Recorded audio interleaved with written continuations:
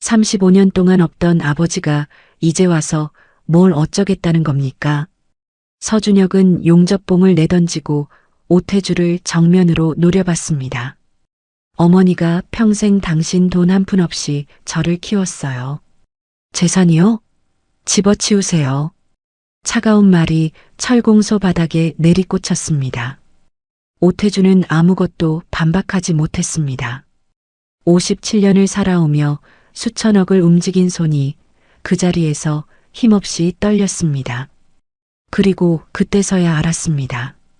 20년간 매일 아침 밥상을 차려온 가정부가 사실 자신이 가장 깊이 상처 입힌 사람의 친언니였다는 사실을, 매달 통장에 꽂아준 수당이 단 한 푼도 쓰이지 않은 채 쓰레기통을 거쳐 아들에게 되돌아가고 있었다는 사실을. 하지만 오태주는 몰랐습니다. 순옥의 앞치마 안감 속에서 꺼낸 녹음기가 35년간 숨겨진 진실을 단번에 쏟아낼 것이라는 사실을, 그리고 그 진실 앞에서 재벌 회장이 무릎을 꺾고 주저앉아 오열하게 될 것이라는 사실을. 이야기 시작 전 구독과 좋아요를 눌러주신다면 여러분의 가족과 주변 사람 모두에게 건강과 행복한 기운을 전달하실 수 있을 거예요. 오늘의 사연 시작합니다. 서울 평창동 북악산 자락 아래에 자리한 대진그룹 오태주 회장의 단독저택은 3층짜리 벽돌 건물로 외벽을 따라 촘촘히 심긴 주목나무들이 계절이 바뀌어도 늘 같은 짙은 초록을 유지하고 있었습니다. 이 저택에서 가장 먼저 불이 켜지는 곳은 언제나 1층 주방이었습니다. 새벽 5시 반, 다른 방에는 아직 불빛 한 점 없는 시각에 주방 창문만 노란빛을 내비치기 시작하면 그것이 이 집 하루의 시작을 알리는 신호였습니다. 그 불을 켜는 사람은 가정부 정순옥, 올해 55살이었습니다. 20회째 같은 시각, 같은 순서로 오태주 회장의 아침을 준비해온 인물이었죠. 순옥 씨의 아침 준비는 계절마다 조금씩 달라졌습니다. 봄에는 냉이 된장국을 끓이고 여름에는 열무냉국을 준비하며 가을에는 버섯솥밥을 짓고 겨울에는 갈비탕을 올렸는데, 그것이 기본 뼈대였다면 그 위에 미세한 조정이 덧붙여졌습니다. 오태주가 전날 저녁밥을 얼마나 남겼느냐에 따라 다음날 아침 반찬의 수와 양이 달라졌고, 보고서를 늦게까지 검토한 날은 소화가 잘 되는 죽류를 준비했으며 출장 다음 날은 반드시 미역국을 끓였습니다. 저택의 다른 가사도우미들은 이 암묵적인 기준을 몇 년을 곁에서 지켜봐도 끝내 완전히 익히지 못했는데, 그것은 어딘가에 적혀있는 규칙이 아니라 20해 동안 순옥 씨가 오태주주라는 한 사람을 읽어오면서 쌓인 감각이었기 때문입니다. 오태주는 이른 아침 이사회 보고서를 훑으며 식사를 마친 뒤 출근하는 루틴 사이사이에 순옥 씨에게 짧은 말을 한마디씩 건네는 습관이 있었습니다. 오늘 날씨가 어떻겠다든가, 갈비탕 간이 어제보다 잘 됐다든가, 그런 말들이었는데, 10년 전 이혼 이후 홀로 지내는 오태주가 저택 안에서 가장 편하게 대화를 나누는 상대가 순옥 씨라는 사실을 측근들은 모두 알고 있었습니다. 그날 저녁도 저택은 조용했습니다. 오태주가 집무실로 올라간 뒤 경호팀장 박종대는 저녁 정례 점검을 시작했는데, 그는 저택 외벽과 주변 도로에 설치된 CCTV 영상을 매일 같은 시각에 살피는 것으로 하루를 마무리하는 사람이었습니다. 올해 52살의 박종대 씨는 오태주를 15년간 수행해온 최측근으로 회장의 동선과 저택 주변의 이상 징후를 누구보다 먼저 알아채는 훈련이 된 사람이었죠. 영상을 돌리던 박종대 씨의 손이 멈춘 것은 저택 정문에서 약 70m 떨어진 쓰레기통 앞 장면에서였습니다. 저녁 9시경 순옥 씨가 쓰레기 봉투를 들고 정문을 나서더니 지정 수거함을 지나쳐 그 쓰레기통 앞에서 멈춰서는 모습이 찍혀 있었습니다. 잠깐 무언가를 집어넣는 동작을 하고 곧바로 돌아오는 장면이었는데 박종배 씨는 처음에는 단순한 분리수거 착오 정도로 여기고 그냥 넘겼습니다. 그런데 다음 날 일주일치 CCTV 기록을 역추적하면서 박종대 씨의 시선이 달라졌습니다. 순옥 씨가 그 쓰레기통 앞에 멈춰선 것이 그날 하루 만의 일이 아니었습니다. 매달 특정 날짜 전후로만 저녁 9시가 되면 같은 동선으로 같은 쓰레기통 앞에 서는 행동이 반복되고 있었는데 나머지 날에는 쓰레기 전부를 저택 앞 지정 수거함에 버린다는 사실이 더 이상한 점이었습니다. 불규칙한 일상 동선 속에서 그 행동만은 정해진 날짜 전후로만 일어났고 그것이 의도된 패턴임을 박종대 씨는 감지했습니다.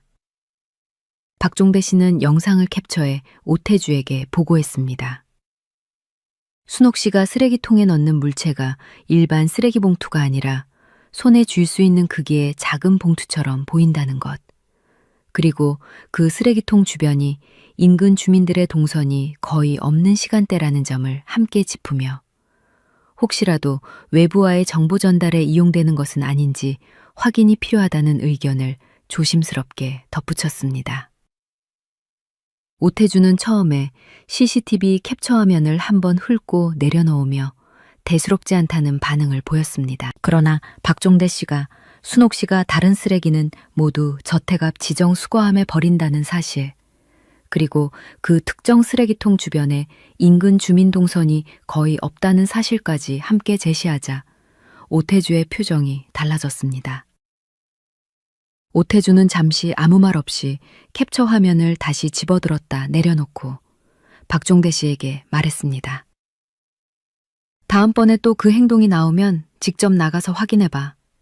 봉투는 절대 건드리지 말고 사진으로만 기록해서 보고해. 박종대 씨는 짧게 답하며 집무실을 나갔고 오태주는 홀로 서재에 남았습니다. 20년간 아무 탈 없이 일해온 순옥 씨를 의심한다는 사실이 불편했습니다.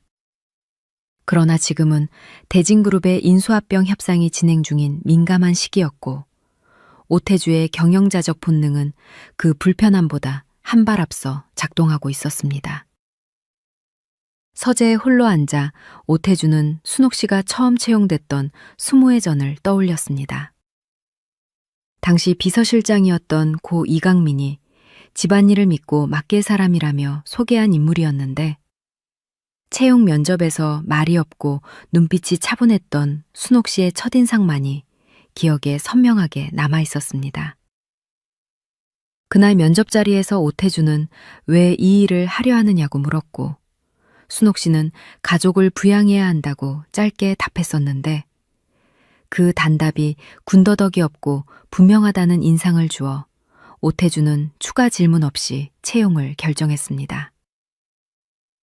지금 돌아보니 그 가족이 누구를 가리키는 것인지를 한 번도 묻지 않았다는 사실이 새삼 걸렸습니다. 오태주는 스스로를 설득하려 했습니다. 20년간 단 한 번의 사고도 없었고 개인 물건 하나 함부로 건드린 적 없는 사람이 자신에게 해가 될 일을 할 리 없다고. 그러나 회장으로서의 본능은 가장 오래 곁에 있었던 사람을 더 조심해야 한다는 경고를 조용히 그러나 분명하게 보내고 있었기 때문에 오태주는 그날 밤 좀처럼 잠을 이루지 못했습니다. 다음 날 아침 순옥 씨는 평소와 전혀 다름없이 새벽 5시 반에 주방불을 켜고 아침상을 차렸습니다. 오태주 역시 아무것도 모르는 척 식탁에 앉아 신문을 펼쳤는데 두 사람 사이 식탁에는 설명하기 어려운 미세한 긴장이 흐르고 있었습니다. 박종배 씨는 그날 오후 해질 무렵부터 저택 인근의 사복 차림으로 대기했고 저녁 9시가 되자 순옥 씨가 쓰레기 봉투를 들고 정문을 나서는 것을 육안으로 확인했습니다. 특정 쓰레기통 앞에 멈춰 무언가를 집어넣는 행동을 불과 10걸음 거리에서 직접 목격하고 순옥 씨가 저택 안으로 돌아간 직후 쓰레기통 뚜껑을 열었습니다.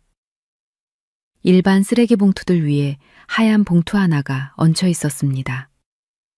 봉투 겉면을 손으로 눌러 윤곽을 짚어보니 납작하고 단단한 묶음이 느껴졌는데 지폐다발이 분명했습니다. 박종대 씨는 오태주의 사전 지시대로 봉투를 꺼내지 않고 뚜껑을 열어둔 채 여러 각도에서 사진을 찍은 뒤 봉투를 원래 위치에 그대로 두고 뚜껑을 닫았습니다.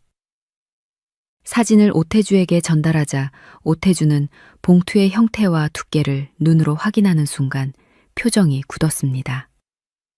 자신이 매달 수목시 명의 계좌에 지급해온 가정부 특별수당과 정확히 같은 지폐다발 두께였습니다. 건드리지 않고 원위치에 그대로 뒀습니다.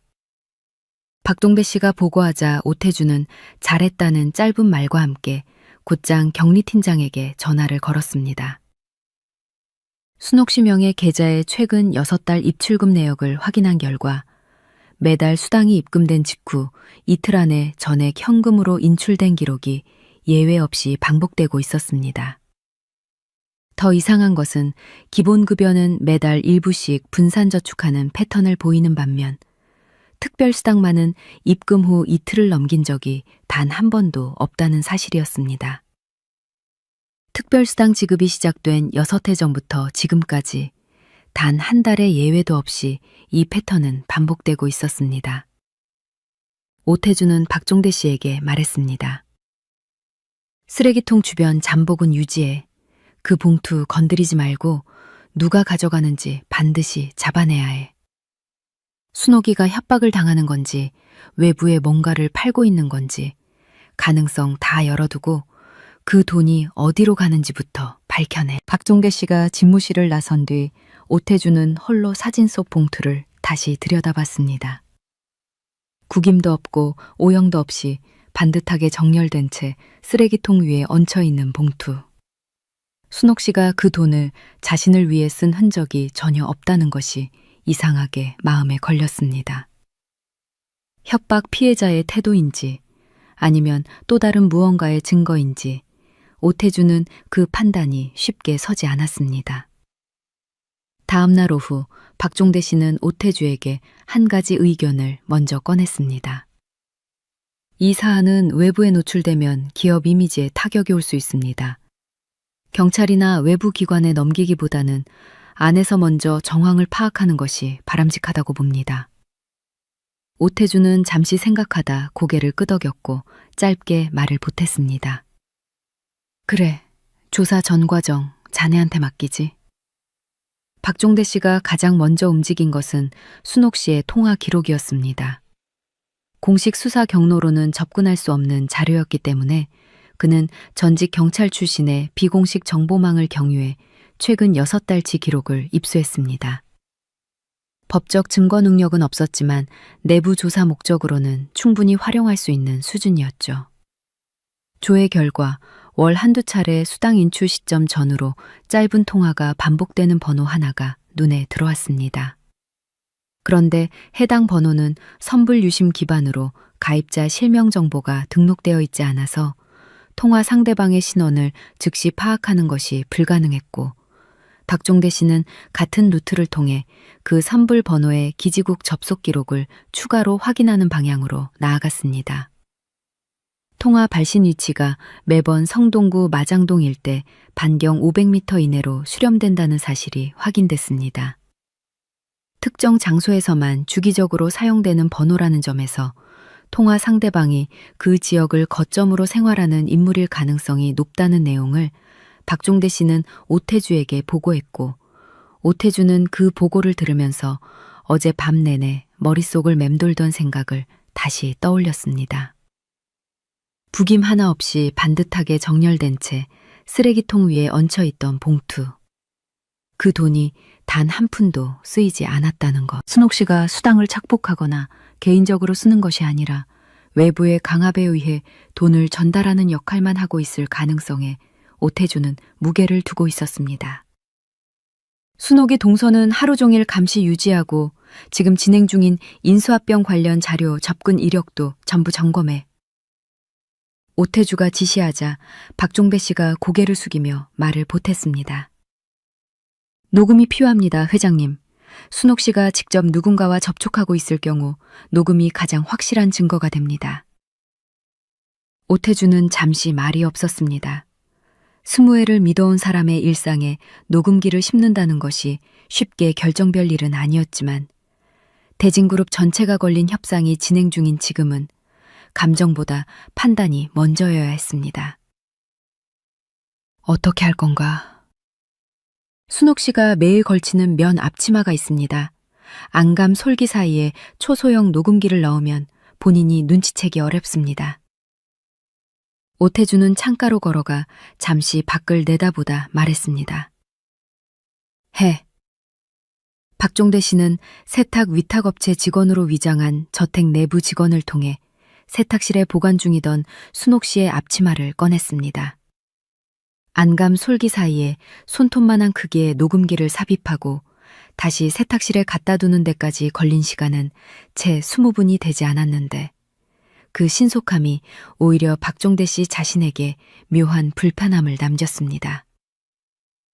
다음 날 새벽, 순옥 씨는 아무것도 모른 채 세탁된 앞치마를 걸치고 평소처럼 주방으로 들어갔습니다. 오태주는 식탁에 앉아 신문을 펼치며 짧게 말을 건넸고 두 사람 사이에는 평소와 다를 것 없는 아침이 흘렀습니다. 오늘 날씨 흐리다더군. 네, 오전부터 구름이 꼈더라고요. 순옥 씨가 된장국 뚜껑을 들어올리며 답했습니다. 박종대 씨는 녹음기 데이터를 매일 저녁 수거해 재생하는 방식으로 사흘간 내용을 확인했습니다. 처음 이틀치 녹음에는 저택 안의 일상적인 소리들만 담겨 있었는데 그릇 부딪히는 소리, TV 소리, 진공청소기 돌아가는 소리, 그리고 순옥 씨가 다른 가사 도우미들에게 업무를 지시하는 짧은 말들이었고 그 말들의 어조가 명령이 아니라 권유에 가까운 방식이라는 것을 박종대 씨는 파일을 검토하면서 확인했습니다. 오늘 화장실 좀 먼저 하면 어떨까요? 손님 오실 수도 있으니까요. 창가 화분에 물이 좀 부족한 것 같던데 나중에 한번 봐줄 수 있어요? 명령 한마디 없이 저택 안을 움직이게 하는 방식이었고 그 방식이 순옥 씨가 20회 동안 저택 내 다른 직원들에게 신뢰를 쌓아온 방법이기도 했습니다. 박종대 씨는 그 신뢰 관계가 만약 순옥 씨의 비밀을 지금까지 보호하는 역할을 해왔을 가능성을 잠시 생각했습니다. 사흘째 되는 날 저녁, 박종대 씨는 녹음 파일을 재생하다 귀를 세웠습니다. 3층 세탁실, 순옥 씨가 혼자 있는 시간에 누군가와 짧게 통화하는 내용이 잡혀 있었습니다.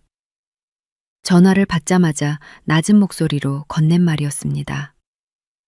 이번 달 것도 돌려놨어. 그 사람 돈은 절대 쓰면 안 돼. 알았지? 단호한 어조였고 통화 시간은 채 1분이 되지 않았습니다. 상대방의 목소리는 녹음에 거의 담기지 않았지만 분명히 20살에서 30살 사이의 남성 목소리라는 것은 확인됐고 통화 끝에 순옥 씨가 상대방을 부른 이름이 있었습니다. 준혁아. 박종대 씨는 녹음 파일을 멈추고 오태주에게 전화를 걸었습니다. 오태주는 그 사람 돈이라는 표현에 즉각적으로 반응했는데 순옥 씨가 자신이 지급한 수당을 그 사람 돈이라고 지칭하며 준혁이라는 인물에게 쓰지 말라고 지시하고 있다는 사실은 단순한 협박 피해자의 구도를 완전히 뒤집는 내용이었습니다. 오태주는 집무실에서 박종대 씨와 마주 앉아 말했습니다. 봉투는 계속 건드리지 마. 그걸 회수해가는 인물 미행에서 신원 특정하는 게 먼저야. 그리고 준혁이라는 이름 반드시 확인해. 며칠 뒤 저녁 9시 순옥 씨가 다시 쓰레기통 앞에 새 봉투를 내려놓았습니다. 사전에 대기하고 있던 박종대 씨의 직원 2명이 그 장면을 기록하고 봉투가 회수될 때까지 인근에서 잠복을 시작했고 이튿날 오전 11시경에 움직임이 포착됐습니다. 중형 오토바이를 탄 남성이 쓰레기통 앞에 멈춰서더니 봉투를 꺼내 점퍼 안쪽에 넣고 다시 오토바이에 올랐습니다. 미행을 맡은 직원이 차량으로 뒤를 따르며 실시간으로 위치를 보고해왔고 오토바이가 멈춘 곳은 성동구 마장동 이면도로 안쪽의 소규모 철공소였는데 간판에는 준혁 철공소라고 적혀 있었습니다. 오토바이에서 내린 남성은 작업복 차림으로 셔터문을 직접 올리고 내부로 들어가 사장 자리에 앉았습니다. 미행 직원이 보내온 사진 속 남성은 키가 크고 어깨가 넓은 체형으로 용접 보호경을 이마 위로 올려 걸친 채 작업대 앞에 앉아 있는 모습이었는데 화질이 충분히 선명해 얼굴 윤곽과 이목구비가 뚜렷하게 확인됐습니다. 박동대 씨는 사진을 출력해 오태주에게 전달하기 전에 잠시 들여다봤습니다. 묘한 기시감이 있었습니다. 어디선가 본 듯한 느낌이었는데 그 이유를 즉시 특정하지는 못한 채 차량 번호와 사업자 등록 정보, 주민등록 초본을 교차 조회하는 쪽으로 손을 움직였습니다. 남성의 이름은 서준혁, 35살이었습니다. 신원조회 결과를 한 줄씩 훑던 박종대 씨의 손이 어머니 항목에서 멈췄습니다. 모칠란에 적힌 이름은 망인 서영지였습니다. 박종배 씨는 파일을 닫고 잠시 자리에 앉아 있었습니다. 그러다 오태주를 처음 수행하기 시작한 15해 전 어느 밤이 떠올랐습니다. 오태주가 술에 취해 차 안에서 창밖을 바라보며 혼자 중얼거리던 짧은 말이 있었는데 그날 오태주는 영지한테 미안하다고 한 번 말했고 박종배 씨는 그것이 누구를 가리키는 것인지 그 이후로 단 한 번도 묻지 않았습니다. 박종대 씨는 보고서를 서류 봉투에 넣으면서 겉면에 손으로 대외비라고 써넣었고 집무실로 향하는 복도를 걷는 걸음이 평소보다 조금 느려졌습니다. 박종대 씨는 집무실 문 앞에서 잠시 멈췄습니다. 서류 봉투를 두 손으로 쥔 채 잠깐 눈을 내리깔았는데 15년간 이 회장의 곁에서 밤마다 서재에 홀로 앉아 위스키를 마시며 영지라는 이름을 낮게 중얼거리던 모습을 여러 차례 목격한 그로서는 지금 손에 든 봉투 안의 내용이 단순한 업무 보고의 영역이 아니라는 것을 누구보다 잘 알고 있었기 때문이었습니다. 오태주에게 문을 두드려 들어서기 전 박종대 씨는 보고서를 집무실로 가져오기에 앞서 한 가지 작업을 먼저 마쳐두었습니다. 서준혁의 신원조회 결과만으로는 확인이 충분하지 않다고 판단해 고 서영지의 기본증명서와 가족관계 증명서를 추가로 발급받아 내용을 검토한 것이었는데 거기에는 서영지가 1990년에 서준혁을 혼인 외 출생자로 단독 출생신고했으며 아버지 항목은 공란으로 처리되어 있다는 사실이 명시되어 있었습니다. 박종대 씨는 그 서류를 보고서 맨 뒤에 덧붙이고 집무실 문을 두드렸습니다. 오태주는 보고서 첫 장을 넘기다 서영지라는 이름이 적힌 줄에서 손가락이 멈췄습니다. 박종대 씨가 준비한 두 번째 문서, 즉 서준혁의 출생 연도와 서영지의 출산 기록이 일치한다는 교차 분석 자료를 받아든 순간 오태주의 얼굴에서 모든 표정이 사라졌습니다. 박종대 씨는 그 얼굴을 바라보다 시선을 내렸습니다. 서영지 씨, 현재 주소를 찾으십시오. 오태저주의 목소리는 낮고 평탄했는데 박종대 씨는 잠시 뜸을 들이다 조용한 어조로 말했습니다. 서영지 씨는 10년 전 위암으로 돌아가셨습니다. 경기도 남양주 소재 공원묘지에 안장되어 있는 것으로 확인됩니다. 오태주는 아무 말도 하지 않고 천천히 자리에서 일어나 창가로 걸어갔습니다. 창밖을 바라보며 등을 돌린 채 한동안 움직이지 않았는데 박종대 씨는 자리에서 일어나지도 물러나지도 못한 채 그 자리를 지켰습니다. 오태주의 어깨가 한 번 크게 오르내리는 것을 보면서도 아무 말도 하지 않는 것이 자신이 지금 이 자리에서 할 수 있는 유일한 예우라는 것을 15년의 경험이 알려주고 있었습니다. 한참 뒤 오태주가 창가에 선 채로 말을 꺼냈습니다. 서준혁이 지금 생활이 어떤지 자세히 알아봐. 철공소 규모, 수입, 생활 수준 전부. 그리고 순옥이하고 서준혁 사이가 어떤 관계인지도 확인해. 잠깐 멈추었다가 말을 이었는데 그 말은 독백에 가까운 것이었습니다. 통화에서 그 사람 돈이라고 했지. 그 사람이 나라는 건 확실해. 말을 꺼내놓고도 오태주는 입 밖으로 내뱉었다는 사실이 불편한 듯 다시 창밖을 바라봤고 박종배 씨는 조용히 집무실을 나왔습니다. 이틀 뒤 박종배 씨가 서준혁의 생활 현황을 보고했습니다. 마장동 준혁철공소의 월 매출은 약 800만 원 수준이었고 직원 없이 혼자 운영하는 소규모 사업장으로 임대료와 재료비를 빼면 실질적으로 손에 쥐는 돈이 넉넉하지 않은 형편이었습니다. 용접 기술은 20살 초반에 독학으로 익힌 뒤 남의 공장에서 10년 가까이 일하다 31살에 마장동 자리를 월세로 얻어 독립 창업했는데 은행 대출이나 타인의 자금 지원을 받은 기록은 어디에도 없었습니다. 오직 자신이 모은 돈으로만 시작한 것이었는데 박종배 씨가 그 대목을 읽자 오태주가 손을 들어 보고를 잠깐 멈추게 했습니다. 아무 말 없이 한동안 앉아 있었고 박종대 씨는 기다렸습니다. 오태주는 그 자리에서 박종대 씨가 미행 과정에서 찍어온 서준혁의 사진을 꺼내 오래 들여다봤습니다. 선명한 이마와 눈썹의 선이 22살 시절 거울 속 자신과 닮아 있다는 것이 느껴졌는데 그 사실을 인정하면 지금껏 쌓아온 무언가가 무너질 것 같았습니다. 오태주는 사진을 뒤집어 책상 위에 엎어놓고 박종대 씨에게 계속하라고 말했습니다. 한편 서준혁은 그날도 오전에 쓰레기통에서 봉투를 회수해 마장동 시종은행 지점으로 향했습니다. 창구에서 꺼낸 통장 표지에는 서순옥이라는 이름과 함께 순옥 씨의 필체로 노후 대비라는 글씨가 또렷이 적혀 있었습니다.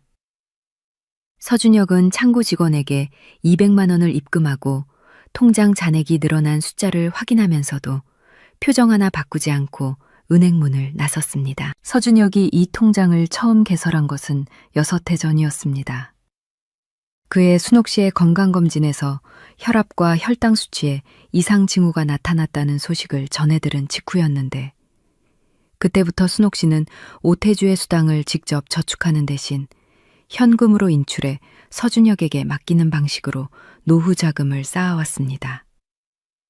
직접 이체하거나 자신의 계좌에 저축하지 않고 현금 인출 후 쓰레기통을 경유하는 번거로운 방식을 고집한 데에는 분명한 이유가 있었는데 오태주가 지급한 수당이 서준혁에게 연결되는 자금 흐름의 흔적이 남을 경우 오태주가 서준혁의 존재를 알게 될 수 있다는 판단 때문이었습니다. 순옥 씨는 그 가능성을 철저히 차단하기 위해 돈의 흐름이 자신에게서 끊기도록 설계해왔고 그 설계는 6해가 지나도록 단 한 번도 흔들리지 않았습니다. 서준혁은 그 돈의 출처가 어디인지 정확히 알지 못했습니다. 이모가 일하는 집 회장님이 특별히 챙겨주는 수당이라는 말 외에 더 이상의 설명을 들은 적이 없었는데 그 돈을 자신이 쓰는 것이 아니라 이모 명의 적금에 그대로 입금하는 방식을 유지해온 것도 그 이유 때문이었습니다. 이모가 언젠가 일을 그만두게 될 나를 위해 그 돈만큼은 반드시 온전하게 보존해 두어야 한다는 생각이 서준혁에게는 당연한 것이었습니다. 박종대 씨는 서준혁의 가족관계와 순옥 씨와의 관계를 명확히 규명하기 위해 순옥 씨의 원적지 기록을 조회했습니다. 순옥 씨의 원적지는 경상북도 영천이었고 서영지와 같은 지역이었는데 두 사람의 나이 차이와 동일 본적지 기록으로 미루어 두 사람이 친자매였을 가능성이 높다는 결론에 이르렀습니다. 영천 소재 주민센터를 통해 추가 기록을 확인한 결과 정순옥은 1970년생이고 서영진은 1972년생으로 2살 터울의 친자매였으며 서영지가 1989년에 상경에 단독 세대를 꾸린 뒤 순옥 씨가 이듬해인 1990년에 서울로 이주한 것으로 확인됐습니다. 동생을 따라 올라온 것이었습니다. 닥종대 씨는 이 자료를 들고 집무실로 들어가 오태주 앞에 내려놓으며 말했습니다. 정순옥 씨와 고 서영지 씨는 친자매입니다. 서준혁은 순옥 씨의 조카입니다. 오태주는 그 말을 듣는 순간 20회 전 채용 면접 자리에서 순옥 씨가 짧게 내뱉었던 말이 처음으로 실제 의미를 갖고 돌아왔습니다. 가족을 부양해야 한다고. 그 가족이 동생의 아들이었다는 것을 오태주는 그날 한 번도 묻지 않았었습니다. 오태주는 잠시 아무 말도 하지 않았는데 그러다 시선이 책상 위에 엎어두었던 서준혁의 사진 쪽으로 갔습니다. 순옥 씨가 20회 동안 자신의 집에서 일하면서 서영지가 남긴 아들을 뒤에서 홀로 지탱해왔다는 사실과 자신이 그 시간 동안 무엇을 하고 있었는지가 동시에 마주쳐오는 순간이었습니다. 오태주는 천천히 손을 뻗어 엎어둔 사진을 집어들었습니다. 그리고 서재를 나가 저택 1층 현관까지 걸어 내려왔습니다. 마침 저녁 준비를 마치고 주방에서 나오던 순옥 씨와 복도 한가운데서 마주쳤는데 두 사람 모두 발걸음이 동시에 멈췄습니다. 오태주는 손에 든 사진을 숨기거나 뒤집지 않고 그대로 들고 서 있었습니다. 순옥 씨는 오태주의 손에 들린 사진 속 인물이 서준혁임을 한눈에 알아봤습니다. 그것이 무엇을 의미하는지 이해하는데 채 3걸음의 시간도 걸리지 않았는데 순옥 씨는 앞치마 주름을 두 손으로 잡아내리는 작은 동작 외에 어떠한 말도 감정 표현도 하지 않은 채 오태주의 다음 행동을 기다렸습니다. 오태주는 순옥 씨에게 아무 말도 건네지 않고 현관문을 열어 밖으로 나갔습니다. 박종대 씨가 뒤따라 나오려 하자 손짓 하나로 멈추게 하고 혼자 어둠 속 골목길로 걸어 들어갔습니다. 순옥 씨는 현관 앞에 서서 움직이지 않았는데 오태주가 골목 끝 가로등 아래로 사라질 때까지 그 뒷모습에서 시선을 거두지 않았습니다. 오태주는 저택 골목을 빠져나와 평창동 인근 북악산 산책로 초입까지 혼자 걸어 올라갔습니다. 어둠 속에서 발밑에 자갈 소리를 들으며 걷는 동안 서준혁의 사진을 코트 주머니에 넣은 채 꺼내지 않았고 산책로 중간 벤치에 걸터 앉아 한동안 도시의 야경만 바라봤습니다. 평창동 언덕 아래로 서울의 불빛이 촘촘하게 깔려 있었는데 그 광경을 보면서도 오태주의 눈은 어디에도 초점을 맞추지 않은 채였습니다. 오태주는 그 자리에 앉아 1989년 여름을 떠올렸습니다. 갓 사업을 시작해 투자자를 찾아 전국을 돌던 28살의 자신과 2살 어린 서영지 씨가 처음 만난 것은 부산 출장길에 들른 여관 주인의 소개였습니다. 서영지 씨는 먼저 말을 거는 법이 없고 눈을 똑바로 맞추는 법도 없었지만 손이 늘 무언가를 하고 있었다는 기억이 가장 먼저 떠올랐습니다. 식탁을 닦거나 수건을 개거나 냄비 뚜껑을 정리하거나 가만히 있을 때에도 무릎 위에서 손가락을 움직이던 사람이었습니다. 반년쯤 만나다 서울로 사업 근거지를 옮기면서 연락이 끊겼는데 그 이후로 서영지 씨가 어디에서 어떻게 지냈는지를 확인하려 한 적이 단 한 번도 없었다는 사실을 오태주는 지금에서야 처음으로 자문하고 있었습니다. 그것이 바쁜 사업 탓이었는지 아니면 연락을 끊는 쪽이 자신에게 더 편했기 때문이었는지는 여전히 답을 알 수 없었습니다. 벤치에서 일어나 저택으로 돌아오는 길에 마주치는 것은 가로등 불빛 아래에 자신의 그림자뿐이었습니다. 걷는 속도에 따라 그림자 길이가 달라지는 것을 내려다보다가 35회라는 시간 동안 자신이 서준혁 씨에게 그림자조차 들이운 적이 없다는 사실을 처음으로 명료하게 인식했습니다. 사업을 일구고 그룹을 키우고 협상 테이블을 주름 잡는 동안 마장동 이면도로 안쪽에서 용접 불꽃 앞에 앉아 하루하루를 버텨온 아들이 있었습니다. 그 사실이 야경보다 선명하게 오태주의 눈앞에 놓여 있었습니다. 저택으로 돌아온 오태주는 서재 책상에 서준혁 씨의 사진을 유리문진 아래에 눌러두고 위스키 잔을 꺼내려다 멈췄습니다. 평소 혼자 마시던 버릇처럼 손이 먼저 움직였지만 오늘만큼은 그것도 하고 싶지 않아 잔을 그대로 서랍에 밀어넣고 소파에 걸터 앉았습니다. 오태주는 그날 밤 처음으로 서준혁 씨가 어떤 사람인지를 사진이 아니라 박종대 씨의 조사 자료를 통해 다시 정리했습니다. 독학으로 용적비수를 익혔다는 대목과 은행 대출 없이 자기 자금으로만 창업했다는 대목이 유독 눈에 밟혔는데 그 힘이 어디서 나온 것인지가 계속 머릿속을 맴돌았습니다. 자신이 물려준 것은 없었으므로 그것은 온전히 서준혁 씨 스스로 키워낸 것이었고 그 사실이 오태주를 편하게 하는 것이 아니라 오히려 더 깊은 곳을 찌르는 방식으로 작동했습니다. 다음 날 아침 오태주는 식탁에서 순옥 씨와 마주치는 것이 전날과 달리 불편하지 않다는 사실을 알아챘습니다. 오히려 순옥 씨의 수무회가 새롭게 보이기 시작했는데 주방에서 움직이는 동선 하나하나를 전날과 다른 눈으로 따라가게 됐습니다.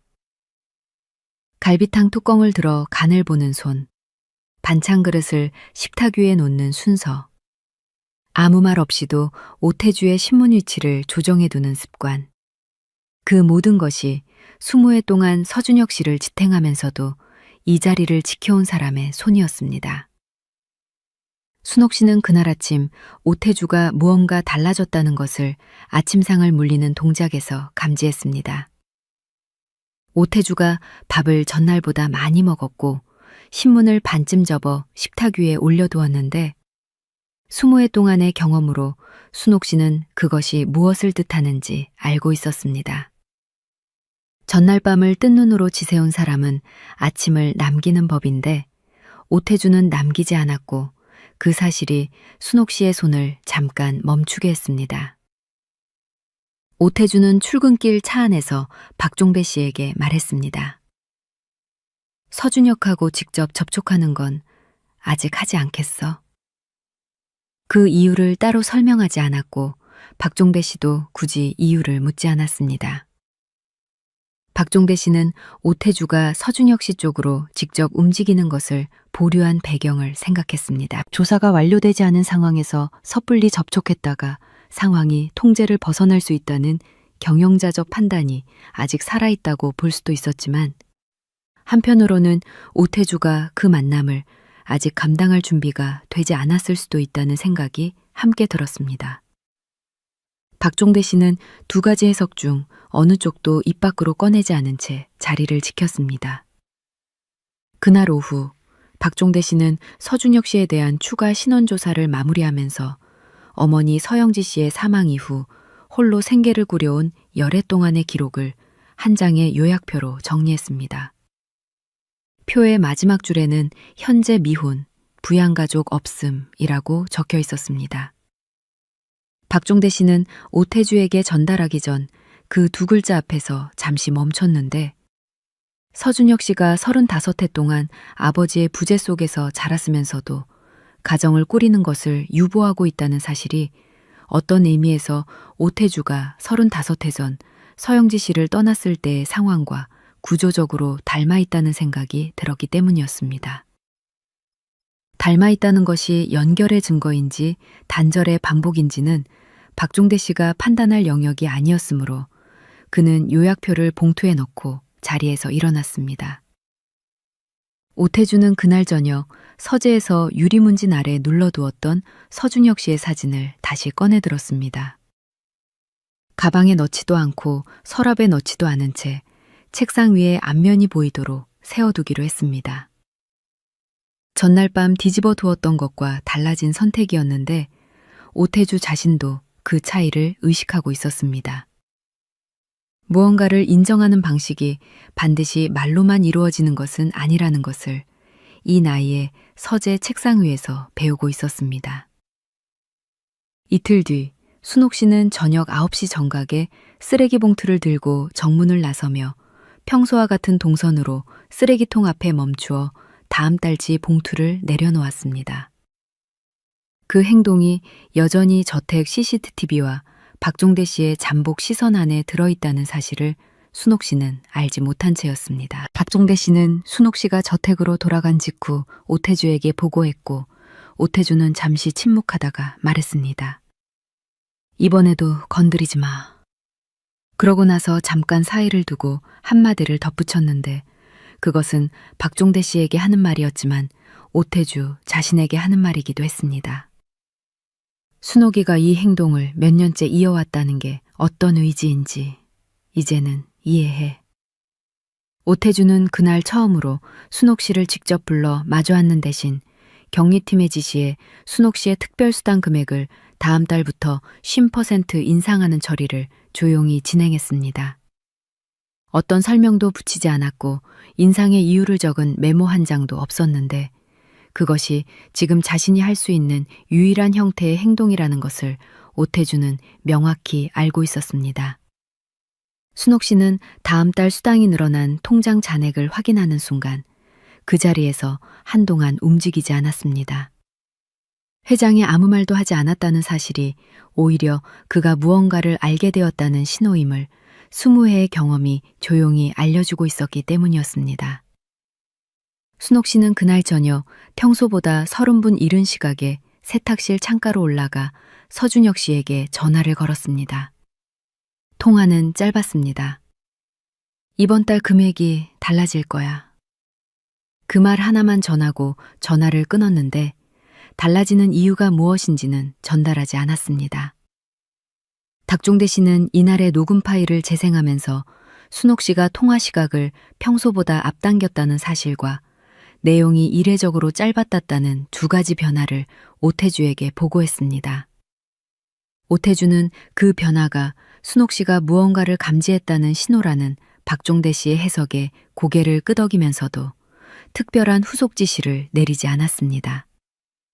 잠시 생각하는 듯 했지만 말은 없었고 박종대 씨도 더 기다리지 않고 자리를 떴습니다.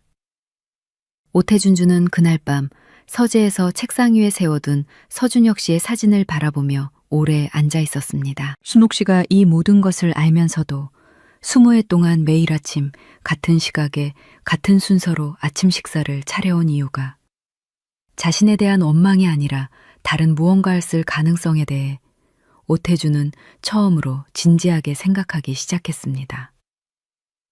원망이었다면 이미 오래전에 이 집을 떠났을 것이었고 원망이었다면 20회 동안 아침상 위의 간을 이토록 세심하게 맞추지는 않았을 것이었습니다. 그렇다면 무엇이었을까? 오태주는 그 질문을 오래 붙들고 있다가 대답 대신 서준혁 씨의 사진을 한 번 더 내려다보고 서재불을 껐습니다. 다음 날 오전 오태주는 이른 시각에 박종대 씨를 단독으로 호출했습니다. 남현주 공업유재 서영지 씨 묘소 위치 파악해도.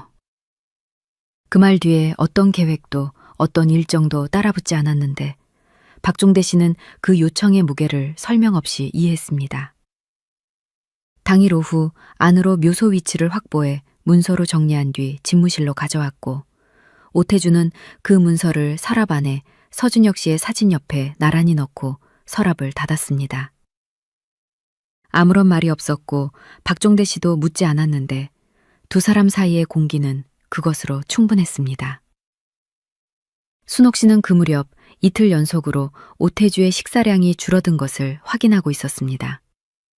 단순한 컨디션 변화가 아니라는 것을 감지했는데 20회간의 경험이 알려주는 오태주의 밥양 변화는 언제나 그가 어떤 결정을 앞두고 있다는 신호였기 때문이었습니다. 순옥 씨는 이튿날 아침 갈비탕 대신 흰죽에 매실장아찌를 곁들인 상을 차렸는데 오태주는 그것을 보고 아무 말도 하지 않았지만 죽그릇을 비웠습니다. 사흘째 되는 날 오전 오태주는 박종대 씨에게 오늘 개인 일정이 있다고만 전달하고 저택 지하주차장으로 내려갔습니다. 수행을 빠지라고 했고 혼자 직접 운전대를 잡았는데 박종대 씨는 뒤따라 내려가지 않았습니다. 오태주가 남양주로 향하는 동안 도로는 비교적 한산했습니다. 내비게이션 안내 소리만 간간히 차 안을 채웠는데 오태주는 핸들을 잡은 채 창밖을 바라보거나 앞 차량의 번호판을 멍하니 읽는 방식으로 1시간 남짓을 보냈습니다. 목적지가 가까워질수록 주변 풍경이 서울의 빽빽한 건물들에서 낮은 야산과 묘역으로 바뀌었는데 그 변화가 차창을 통해 들어올 때 오태주의 손이 핸들 위에서 조금 더 힘을 주어 쥐어졌습니다.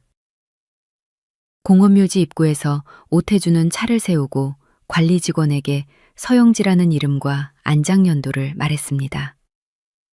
직원이 안내지도를 꺼내 묘소 번지를 연필로 표시해 건네주었고 오태주는 그것을 받아들고 묘역 안으로 걸어 들어갔습니다. 날씨는 맑았지만 바람이 차서 코투깃을 세워야 했는데 묘역 안에는 오태주 외에 아무도 없었고 발걸음 소리만 낙엽 위에서 났습니다. 서영지 씨의 묘비는 작고 수수한 형태였습니다. 가로 30cm 남짓한 화강암 석재에 이름과 생물 연도만 새겨진 방식이었는데 묘비 앞 화병에는 국화 3송이가 꽂혀 있었습니다. 꽃이 아직 시들지 않아 며칠 안에 누군가가 다녀갔다는 것을 오태주는 즉시 알아봤고 그 자리에서 한동안 아무것도 하지 않은 채 묘비를 내려다봤습니다. 화병에 국화를 꽂아둔 것이 서준혁 씨인지 순옥 씨인지 알 수 없었습니다. 그중 누구도 자신에게 이 묘소의 존재를 알린 적이 없었다는 사실이 새롭게 느껴졌는데 그것이 원망스럽다기보다는 당연한 일이었다는 것을 오태주는 알고 있었습니다. 알릴 이유가 없었고 알릴 자격이 있는 사람도 자신이 아니었습니다. 오태주는 가져온 것이 없다는 것을 묘비 앞에 서서야 깨달았습니다. 꽃도 없고 재물도 없이 코트 주머니에 두 손을 넣은 채 서 있는 것이 신뢰가 되는 것인지 아닌지를 잠시 생각하다가 그런 판단을 지금 하고 있다는 사실 자체가 이상하다는 것을 알면서도 주머니에서 손을 빼지 못했습니다.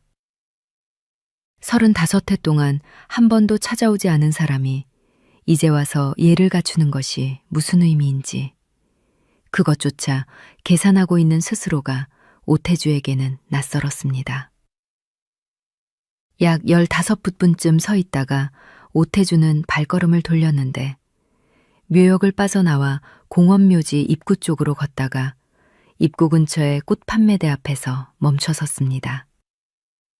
잠깐 망설이다 국화 한 묶음을 사서 다시 묘역 안으로 걸어 들어갔는데 화병 옆 땅 위에 꽃 묶음을 내려놓고 두 번째로 묘비 앞에 섰습니다. 이번에는 코트 주머니에서 손을 꺼내 앞으로 가지런히 모으고 천천히 고개를 숙였습니다. 얼마나 그러고 있었는지는 알 수 없었는데 고개를 들었을 때 바람이 한 번 지나가며 국화 꽃잎 하나가 묘비 앞 땅 위에 떨어졌습니다. 오태주가 공원묘지를 나와 차에 오른 뒤 한동안 시동을 걸지 않고 앉아있는 그 시간 서준혁 씨는 마장동 철공소에서 오전 작업을 마치고 작업대 위에 도시락을 펼쳐 혼자 점심을 먹고 있었습니다. 철공소 셔터는 반쯤 올라가 있었고 선반 위 라디오에서는 뉴스 소리가 작게 흘렀는데 서준혁 씨는 젓가락으로 반찬을 집으면서 라디오 소리를 듣는 것도 아니고 끄는 것도 아닌 채로 점심을 먹었습니다. 같은 날, 같은 시간 두 사람은 각자 다른 공간에서 서영지 씨와 연결된 반경 안에 있었는데 그 사실을 아는 사람은 그 시각 세상 어디에도 없었습니다. 오태주는 차를 몰아 서울로 돌아오는 동안 서준혁 씨에게 접촉하는 것이 옳은지를 교통체증 속에서 반복해서 따졌습니다. 자신이 나타난다는 것이 서준혁 씨에게 어떤 의미인지, 35해 동안의 부재 끝에 나타나는 것이 환영받을 수 있는 일인지, 아니면 서준혁 씨가 혼자 힘으로 지탱해온 것들을 무너뜨리는 일이 될 수 있는지가 계속 머릿속을 맴돌았습니다. 신호등이 바뀌고 차가 움직이고 또 멈추는 동안에도 그 물음들은 해결되지 않았는데, 결론 없는 생각들이 도리어 한 가지를 분명하게 보여주었습니다. 자신이 무엇을 원하는지가 아직 정리되지 않은 채 그 만남을 서두르는 것은 옳지 않다는 것이었습니다. 저택으로 돌아온 오태주는 박종대 씨를 불러 짧게 지시했습니다. 서준혁 관련 추가 조사는 전부 중단해. 박종대 씨는 그 지시의 뜻을 이미 파악한 표정으로 고개를 숙였습니다. 조사가 완료된 것이 아니라 오태주가 다음 행동을 결정하기 위한 정지라는 것, 그것을 굳이 확인할 필요는 없었습니다. 그날 저녁 오태주가 혼자 외출했다 돌아왔다는 사실을 저택 정문 도우미로부터 전해 들은 순옥 씨는 저녁 식사를 준비하면서 조용히 생각했습니다. 수행원 없는 단독 외출이 오태주에게는 거의 없는 일이었기 때문에 그 외출이 어느 방향으로 향했을지를 순옥 씨는 그릇을 닦으며 짐작해 봤습니다. 서랍 속에 함께 들어간 것이 서준혁 씨의 사진과 묘소 위치를 담은 문서였다는 것을 순옥 씨는 알지 못했는데, 오태주가 홀로 움직였다는 사실 하나가 충분한 정보였습니다. 오태주는 그날 저녁 식사를 평소보다 늦게 시작했습니다. 순옥 씨가 차려둔 갈비탕을 마주하면서 오늘따라 그 온도가 다르게 느껴지는 것이 음식이 달라진 탓이 아니라 자신이 달라진 탓이라는 것을 알고 있었습니다. 숟가락을 들고 첫 한 모금을 떠먹는 동안 남양주 묘역에서 땅 위에 내려놓은 국화묶음이 눈앞에 어른거렸습니다. 식사를 마친 뒤 서재로 들어간 오태주는 서준혁 씨에게 편지를 쓰기 시작했습니다. 그런데 첫 문장을 3번 굳혀 쓰다가 결국 3장 모두 구겨서 쓰레기통에 버렸습니다. 편지로는 이 거리가 좁혀지지 않는다는 것을 오태주는 3번 구기는 동안 알게 됐는데, 결국 빈 종이 한 장을 새로 꺼내 그 위에 서준혁이라는 이름 석자만 적어두고 펜을 내려놓았습니다. 이름을 적어두는 것이 지금 할 수 있는 전부였고, 그것으로 충분하지 않다는 것도 알고 있었습니다. 이튿날 아침 출근하면서 박종대 씨는 경호 시스템 차량 기록을 확인했습니다. 전날 오태주가 혼자 다녀온 목적지가 남양주 공원묘지였다는 사실이 기록에 남아 있었는데, 박종대 씨는 그 기록을 보고서에 올리지 않기로 스스로 결정했습니다. 지시에 의한 것이 아니었고 15해간의 경험이 알려주는 어떤 판단에서 비롯된 것이었습니다. 이 내용은 보고서의 영역이 아니라 오태주 혼자 감당해야 하는 영역이라는 직감에서 비롯된 것이었는데, 박종대 씨는 그 직감을 신뢰했습니다. 오태주는 그날 오전 집무실에서 인수합병 협상 관련 서류를 검토하다가 서준혁 씨의 이름이 서류와 전혀 무관함에도 계속 뇌리에 떠오른다는 것을 인식했습니다. 35해 동안 한 번도 생각의 표면에 올려두지 않았던 이름이 이제는 밀어내도 다시 올라왔습니다. 그 사실이 낯설면서도 이상하게 불편하지 않았는데, 낯섦과 불편함이 더 이상 같은 것이 아니라는 것을 오태주는 그 오전에 처음으로 느꼈습니다. 그날 오후 늦게 순옥 씨는 3층 세탁실에서 앞치마를 빨아 건조대에 거는 동작 중에 안감 솔기 부분이 평소보다 조금 도드라져 있다는 것을 손끝으로 느꼈습니다. 잠깐 그 감촉에서 손을 멈추었다가 아무 말 없이 앞치마를 건조대에 걸고 세탁실을 나왔습니다. 표정도 발걸음의 속도도 바뀌지 않았습니다. 박종대 씨는 순옥 씨가 세탁실을 나온 것과 거의 같은 시각에 앞치마 녹음기 회수 일정이 이틀 뒤라는 것을 확인하면서 순옥 씨가 솔기 부분을 손으로 짚었다는 CCTV 화면을 오태주에게 보고할지 여부를 잠시 고민했습니다. 순옥 씨가 그것을 이미 감지했을 가능성과 아직 모르는 상태일 가능성 사이에서 박종대 씨가 선택한 것은 그대로 두는 것이었습니다. 보고서에 올라가야 할 만큼 결정적인 증거가 되기 전에 먼저 움직이는 것이 오태주에게 도움이 되지 않는다는 판단이었는데 박종대 씨는 모니터를 끄고 자리에서 일어나며 창밖을 한번 내다봤습니다. 저택 1층 주방에는 저녁 준비를 마친 순옥 씨가 행주를 개어두고 있었고 서재에는 서준혁이라는 이름 석자가 적힌 종이 한 장이 책상 위에 놓여 있었습니다. 이틀을 더 보낸 뒤 오태주는 결정을 내렸습니다. 박종대 씨를 집무실로 불러 앉히고 말했습니다. 서준혁 씨 철공소에 직접 찾아가겠어. 사전 연락 없이. 박종대 씨가 잠시 생각하더니 조심스럽게 의견을 냈습니다. 수행 인원은 최소화하는 것이 좋겠습니다. 자네 한 명만 동행해. 박종대 씨는 고개를 숙였고 더 이상 묻지 않았습니다. 이 만남에서 오태주가 무엇을 원하는지를 명확히 파악하지 못한 채 핸들을 잡게 되는 것이었지만 15해 동안 이 회장을 수행하면서 그가 어떤 선택을 하든 그 선택을 실행하는 것이 자신의 역할이라는 것을 박종대 씨는 알고 있었습니다. 다만 오늘만큼은 그 선택이 오태주에게 좋은 결과를 가져올지 확신하기 어려웠는데 그건 역시 입 밖으로 꺼내지 않은 채로 두었습니다. 차가 평창동 저택을 빠져나와 마장동 방향으로 접어드는 동안 오태주는 창밖을 보며 대부분의 시간을 보냈습니다. 서준혁 씨가 자신을 알아볼지, 알아본다면 어떤 반응을 보일지, 혹은 아예 모른 채 지나칠 수 있는지를 생각하다가 어떤 경우에도 자신이 먼저 무언가를 설명해야 하는 상황이 된다는 사실을 인정했습니다. 피할 수 없는 순서였습니다. 성동구 마장동 이면도로로 차가 접어들었을 때 오태주는 창밖으로 철공소 셔터가 올라가 있는 것과 내부에서 용접 불꽃이 튀는 것을 확인했습니다.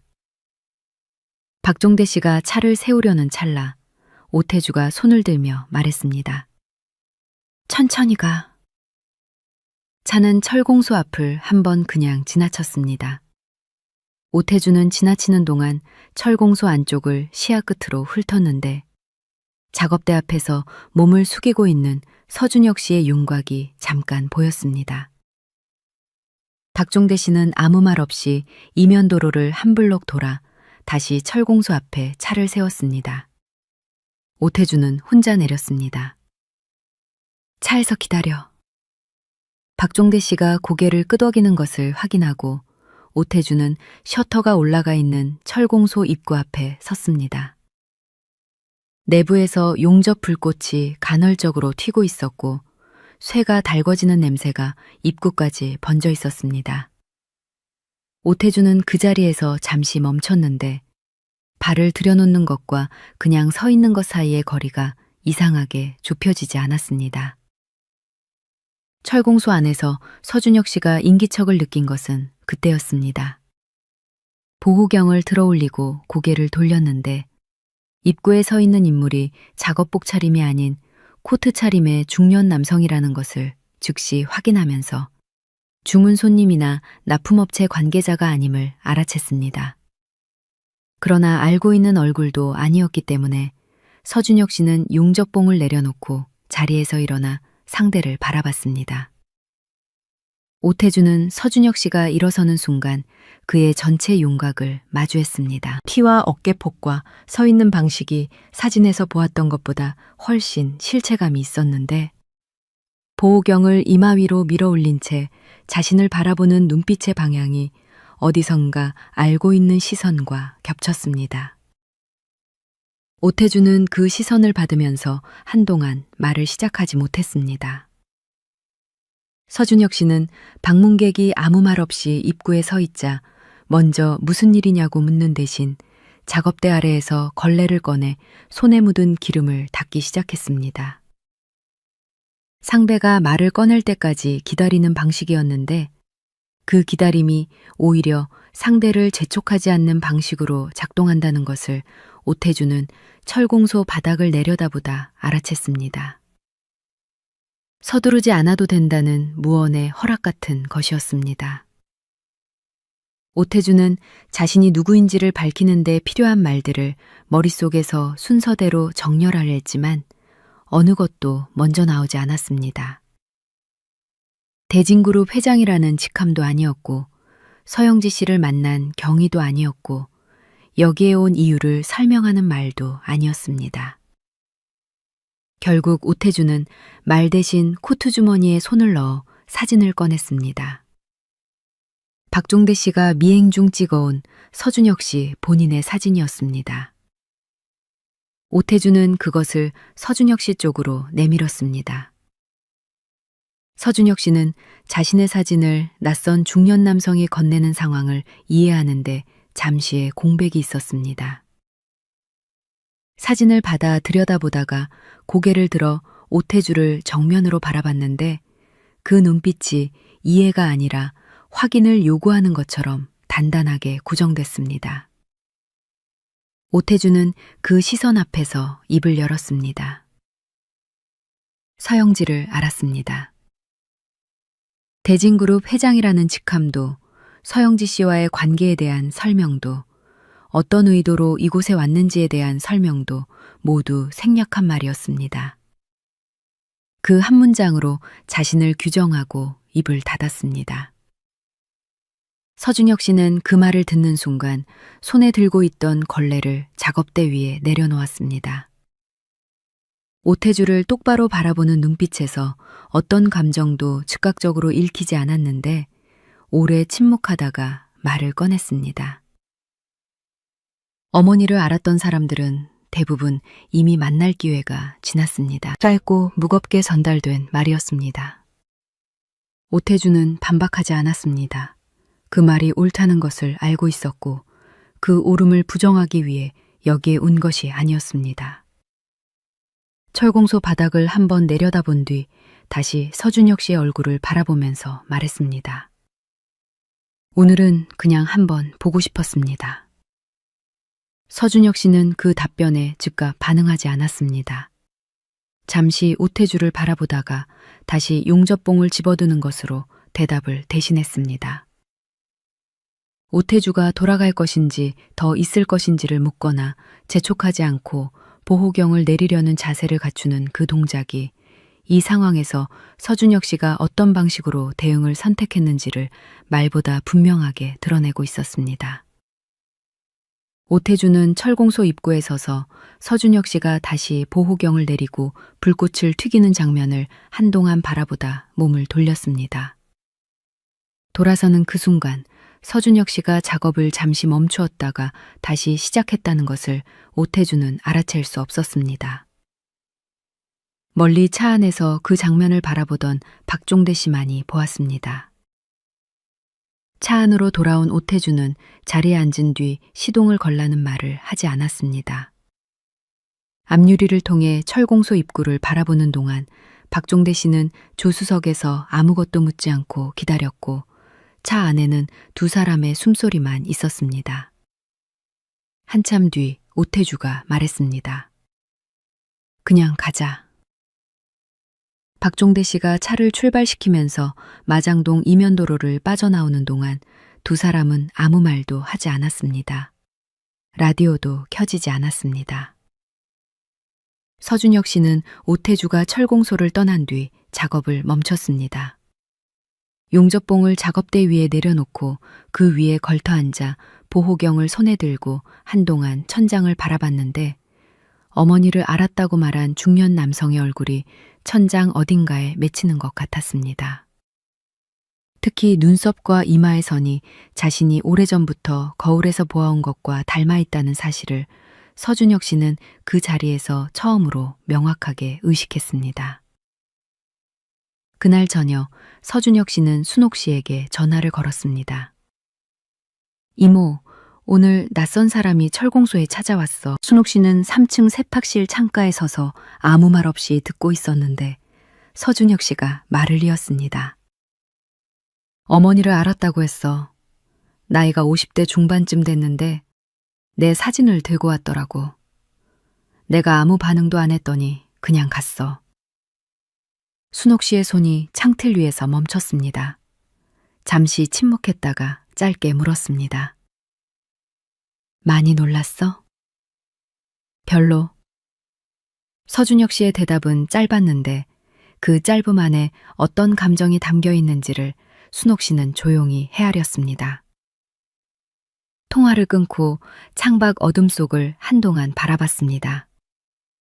발 아래 저택 1층 서재에는 오태주가 불을 켜둔 채 앉아 있었는데 두 사람 사이에는 2개 층의 바닥과 천장이 놓여 있었습니다. 순옥 씨는 창틀에 얹어두었던 손을 거두고 세탁실을 나왔습니다. 발걸음 소리는 평소와 다르지 않았습니다. 다음 날 아침 오태주는 식탁에 앉아 순옥 씨가 주방으로 들어오는 발소리를 들었습니다.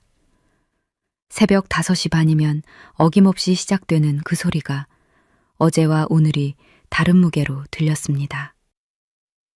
20해 동안 매일 아침 이 소리를 내며 이 공간을 채워온 사람이 서영지 씨의 친언니였고 서준혁 씨의 이모였으며 그러면서도 단 한 번도 그 사실을 내보이지 않은 채 갈비탕 간을 맞춰온 사람이기도 했습니다. 순옥 씨가 된장국 뚜껑을 들어올리며 식탁 쪽으로 다가오다 오태주가 먼저 말을 꺼냈습니다. 잠깐만요. 순옥 씨의 발걸음이 멈췄습니다. 오태주는 숟가락을 내려놓고 순옥 씨를 바라봤는데 두 사람은 식탁을 사이에 두고 처음으로 마주섰습니다. 오태주가 꺼낸 것은 질문이 아니라 진술이었습니다. 어제 준혁 씨를 만났어요. 순옥 씨는 이미 서준혁 씨의 전화로 그 사실을 알고 있었습니다. 모르는 척하지 않고 짧게 고개를 끄덕였는데 그 고개 끄덕임 하나가 오태주에게는 낯선 감각으로 다가왔습니다. 처음으로 순옥 씨와 이 사안 안에서 같은 언어를 쓰는 순간이었습니다. 지금까지는 한쪽이 알고 한쪽이 모르거나 한쪽이 숨기고 한쪽이 캐내는 방식이었는데 지금 이 식탁 앞에서는 두 사람 모두 같은 사실을 알고 있는 채로 마주서 있었습니다. 오태주가 다시 말을 꺼냈습니다. 서영지 씨 일을 언제부터 알고 있었어요?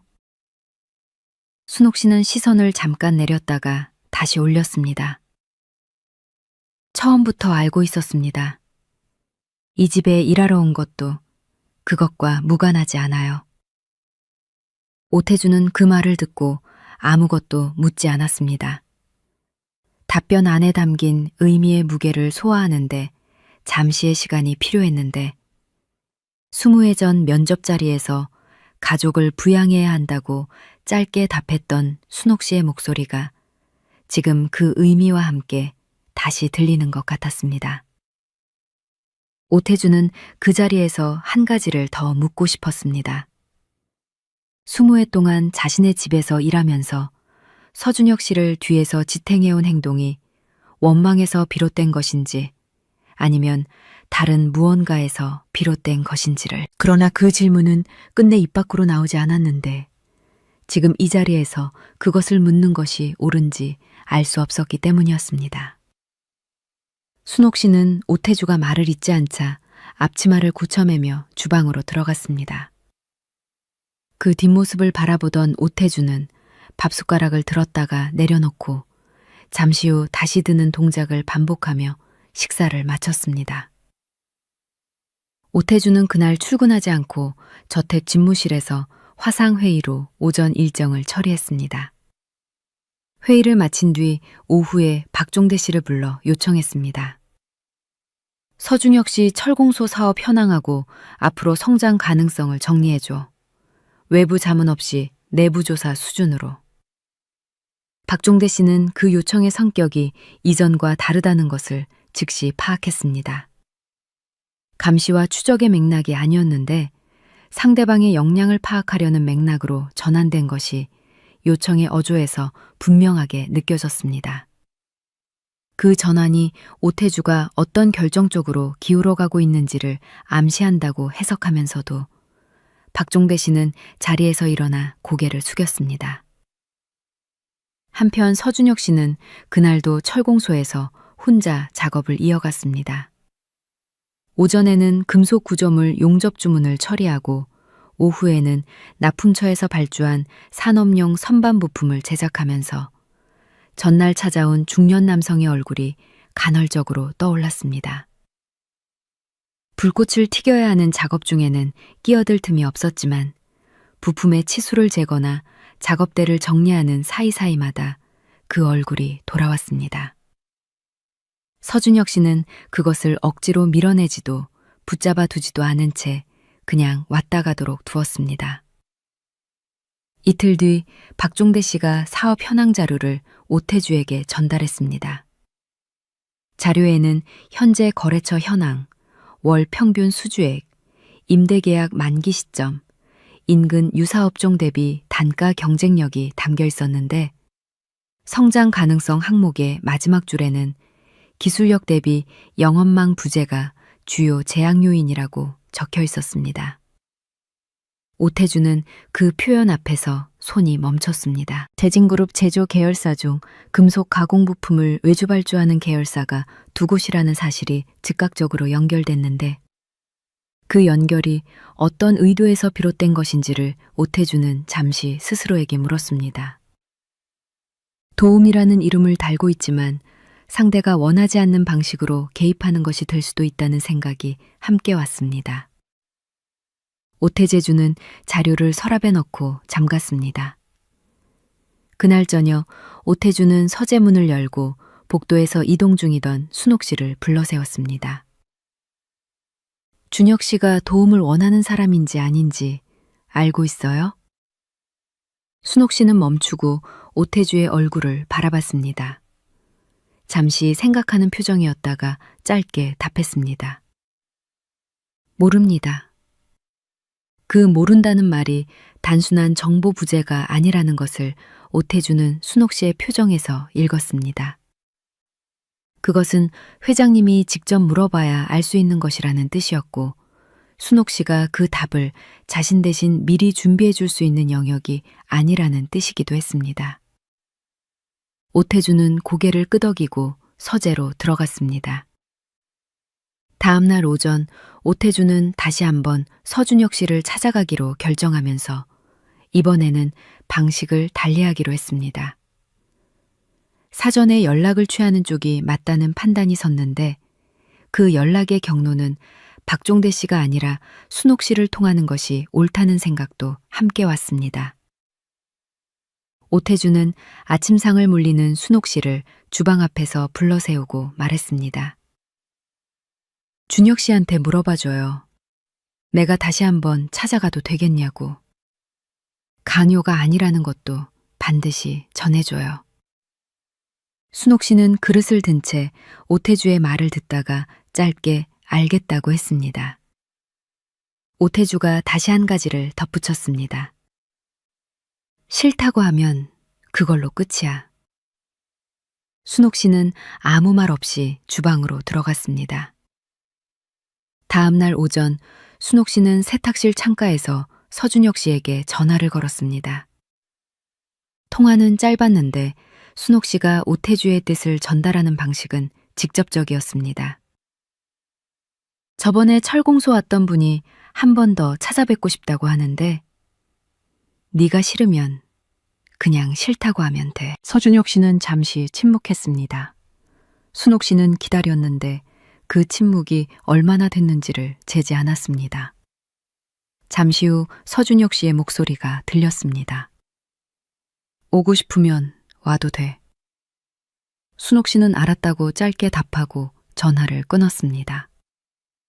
창밖을 한번 내다보다가 계단을 내려와 서재문을 두드렸는데 오태주가 들어오라고 하자 문을 열고 말했습니다.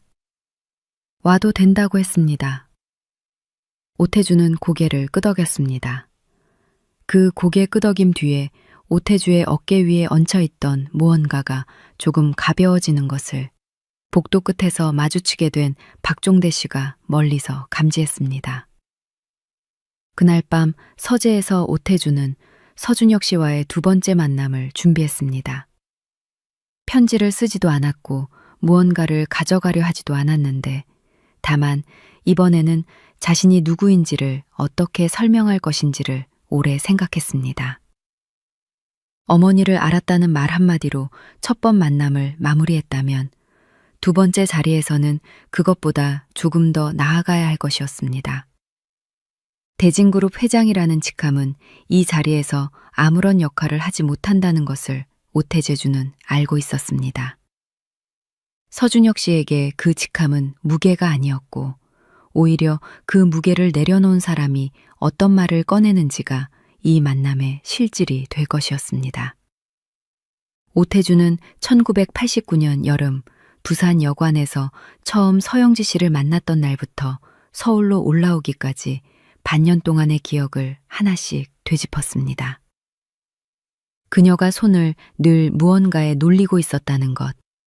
먼저 말을 거는 법이 없었지만 한 번 시작한 말은 끝까지 했다는 것. 식사를 늘 따뜻하게 차려두었다는 것. 서준혁 씨가 들어본 적 없는 이야기들. 어머니가 어떤 사람이었는지를 자신의 기억 안에서 꺼내줄 수 있는 것들이 그것이었습니다. 이번 만남에서 할 수 있는 가장 정직한 일은 서준혁 씨에게 어머니에 대한 기억을 돌려주는 것이었습니다. 오태주는 그 생각에 이르러 비로소 두 번째 만남의 자리가 어떤 자리여야 하는지를 알게 됐는데 해결하거나 사과하거나 무언가를 되돌리는 자리가 아니라 서준혁 씨가 갖지 못한 어머니의 조각 하나를 그저 꺼내놓는 자리였습니다. 그것이 받아들여질지 아닐지는 서준혁 씨가 결정할 일이었고 오태주가 미리 계산할 영역이 아니었습니다. 서재 불을 끄기 전에 오태재주는 책꽂이에 끼워둔 서준혁 씨의 사진을 한번 바라봤습니다. 숨기는 것도 아니고 내보이는 것도 아닌 그 자리에 사진은 여전히 그대로 꽂혀 있었습니다. 약속한 날 오후 오태주는 혼자 마장동으로 향했습니다. 박종대 씨에게 동행을 빼달라고 한 것은 전날 저녁이었는데 박종대 씨는 이유를 묻지 않고 고개를 숙였습니다. 오태주는 저택 지하 주차장에서 직접 운전대를 잡고 나섰고 이번에는 철공소 앞을 그냥 지나치지 않겠다는 것을 알고 있었습니다. 성동구 마장동 이면도로로 접어들자 철공소 셔터가 올라가 있는 것이 보였습니다. 오태주는 속도를 줄이지 않고 한 번 더 앞을 지나쳐 그 블럭 끝에 차를 세운 뒤 운전석에서 내려 이면도로를 걸어서 되돌아왔습니다. 지난번에는 차에서 내리는데 시간이 걸렸는데 이번에는 걷는 동안이 시간이 걸렸습니다. 걸음의 속도는 빠르지도 느리지도 않았지만 철공소 입구가 가까워질수록 오태주의 눈이 먼저 안쪽을 살폈습니다. 셔터 안으로 들어서자 서준혁 씨가 이미 용접 작업을 멈추고 서 있었는데 작업대 한편에 의자 두 개가 마주 놓여 있었습니다. 지난번에는 없던 것이었습니다. 오태주는 그것을 보는 순간 걸음을 잠깐 멈췄습니다. 서준혁 씨가 먼저 의자를 내어놓았다는 것이 지난번 용접봉을 집어들며 등을 돌리던 방식과는 다른 선택이라는 것을 오태주는 알았습니다. 앉으세요. 서준혁 씨가 먼저 말했습니다. 오태주는 고개를 한번 끄덕이며 의자에 앉았고 서준혁 씨도 맞은편에 앉았습니다. 두 사람 사이 거리는 의자 2개를 놓은 간격. 그 정도였습니다. 처음에는 아무 말도 없었습니다. 철공소 안으로는 바깥 이면도로에서 오토바이 한 대가 지나가는 소리가 들어왔다가 사라졌고 선반이 선풍기가 느린 속도로 돌고 있었습니다. 그 침묵이 불편함이 아니라는 것을 오태주는 앉아있으면서 느꼈는데 서로의 존재를 처음으로 제대로 확인하는 방식이 어쩌면 이 침묵의 방식인 것 같았습니다. 오태주가 먼저 입을 열었습니다. 1989년 여름이었어요. 부산 출장길에 들른 여관 주인 소개로 처음 만났습니다. 서준혁 씨는 용접봉을 집어들어 손에 쥐고 만지작거리며 들었습니다. 오태주는 시간 순서대로 정리하지 않았는데 기억나는 장면들을 순서 없이 꺼냈습니다. 서영지 씨가 손을 늘 무언가에 놀렸다는 것. 먼저 말을 거는 법이 없었지만 한번 시작한 말은 끝까지 했다는 것. 식사를 늘 따뜻하게 차려두었다는 것이 먼저 나왔습니다. 서준혁 씨는 중간에 끊지 않았습니다. 용접봉 끝을 내려다보기도 하고 시선을 들어 오태주를 바라보기도 하면서 말이 이어지는 동안 자리를 지켰습니다. 오태주는 서울로 사업 근거지를 옮기면서 연락이 끊겼다는 사실을 그냥 말했는데 변명을 붙이지 않았고 이유를 설명하려 하지도 않았습니다. 그 단순한 사실 앞에서 자신이 어떻게 들릴지를 알면서도 다른 방식을 택하지 않았습니다. 오태주가 말을 멈추자 철공소 안이 다시 선풍기 소리만으로 채워졌습니다. 서준혁 씨는 한동안 용접봉 끝을 들여다보다가 천천히 입을 열었습니다. 어머니가 돌아가시기 전에 아버지에 대한 말을 남겼는지 아닌지를 제가 알고 싶어 했던 적이 있었는지 생각해 본 적이 있어요. 잠깐 멈췄다가 말을 이었습니다. 결론이 없었어요. 알고 싶은지 알고 싶지 않은지조차 판단하지 못하고 살았습니다. 오태주는 그 말을 듣는 동안 아무것도 하지 않았습니다. 비난도 아니었고 환영도 아니었는데 단순한 사실의 전달이라는 점이 오태주를 더 오래 침묵하게 만들었습니다. 자신이 이 자리에서 무언가를 해결하거나 되돌릴 수 있다는 기대를 가지고 온 것이 잘못된 출발이었다는 것을 오태주는 그 말을 들으며 처음으로 명확하게 인식했습니다. 그런데 그 인식이 이 만남을 무의미하게 만드는 것이 아니었는데 오히려 오태주가 이 자리에서 처음으로 제대로 앉게 하는 것으로 작동했습니다. 해결하러 온 사람이 아니라 그냥 여기에 앉아있는 사람으로서 처음으로 이 공간에 있게 된 것 같았습니다. 맞는 말이에요. 오태주가 말했습니다. 알고 싶어 하게 만들어야 할 사람이 없었으니까. 그게 내 잘못입니다. 서준혁 씨는 그 말에 즉각 반응하지 않았습니다.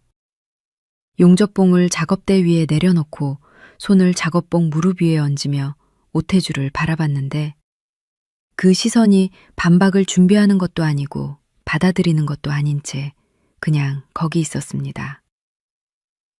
오태주는 그 시선 앞에서 더 설명하려 하지 않았는데 잘못이라는 말을 꺼낸 이상 그것을 다시 감싸거나 무르는 것이 옳지 않다는 것을 알고 있었습니다.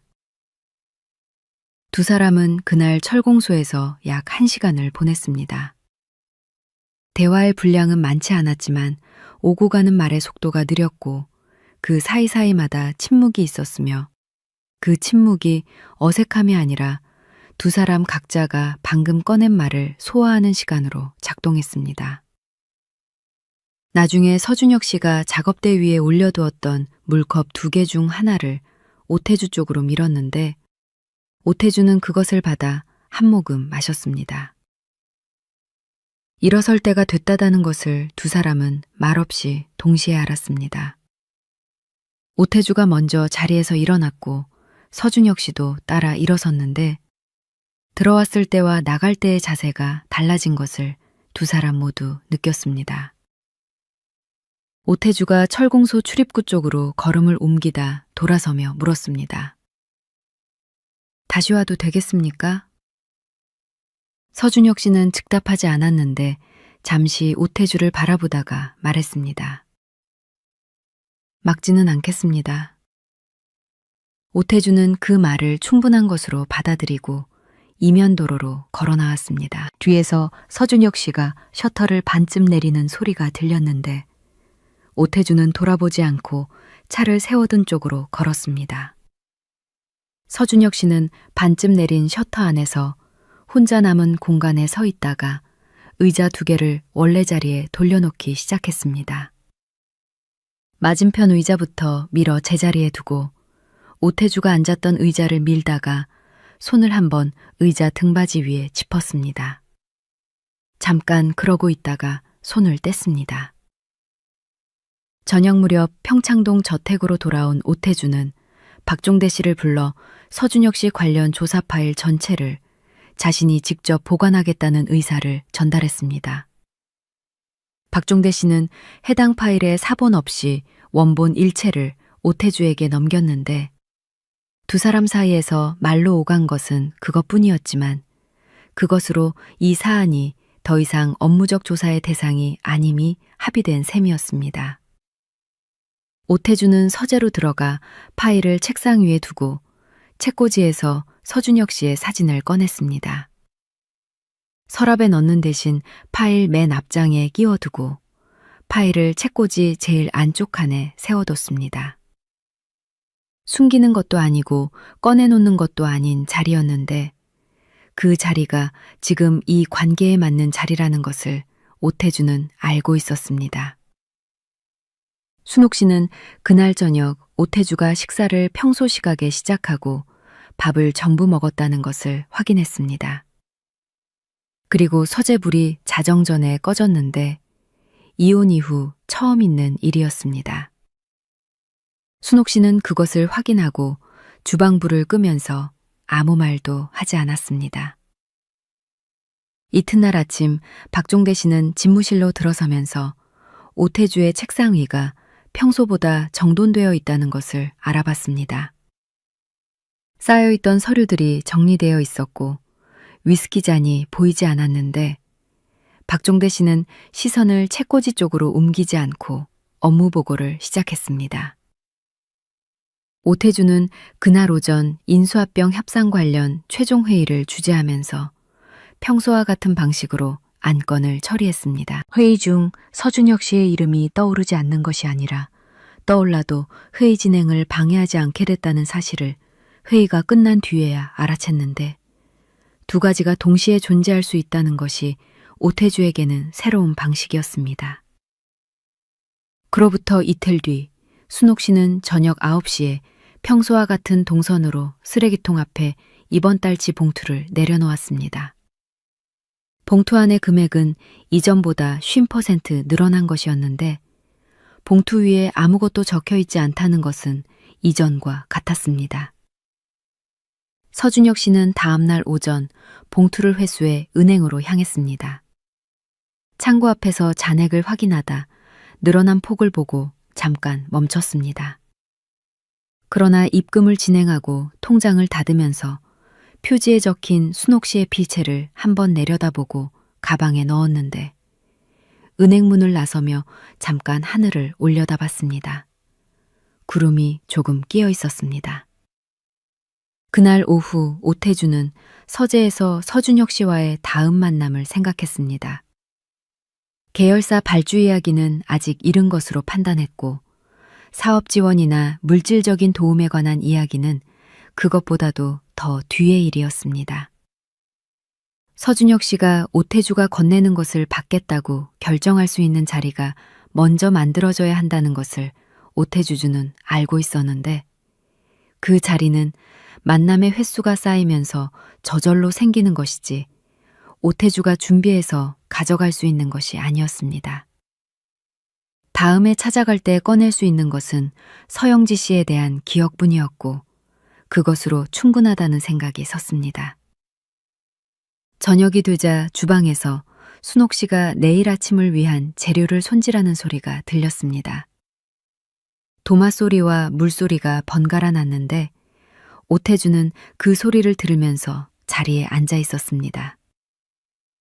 마장동 이면도로 안쪽 철공소에서는 작업등이 켜져 있을 것이었고 서준혁 씨가 오늘도 혼자 셔터를 반쯤 내리고 저녁 작업을 마무리하고 있을 것이었습니다. 세 개의 불빛이 각자의 자리에서 같은 밤을 지나고 있었습니다. 오태주의 이야기 여기까지입니다. 돈으로 모든 것을 해결할 수 있다고 믿었던 사람이 정작 아무것도 살 수 없는 것 앞에서 무릎을 꿇는 이야기였습니다.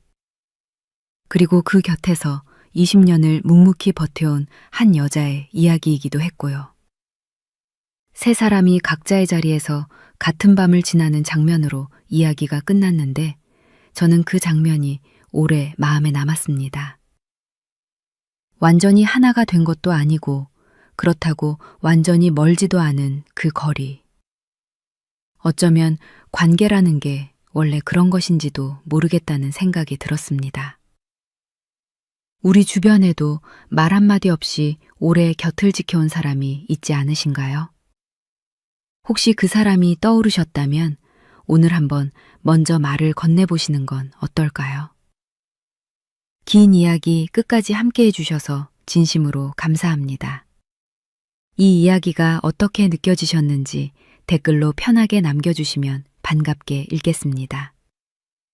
구독 눌러두시면 다음 이야기도 함께 하실 수 있어요.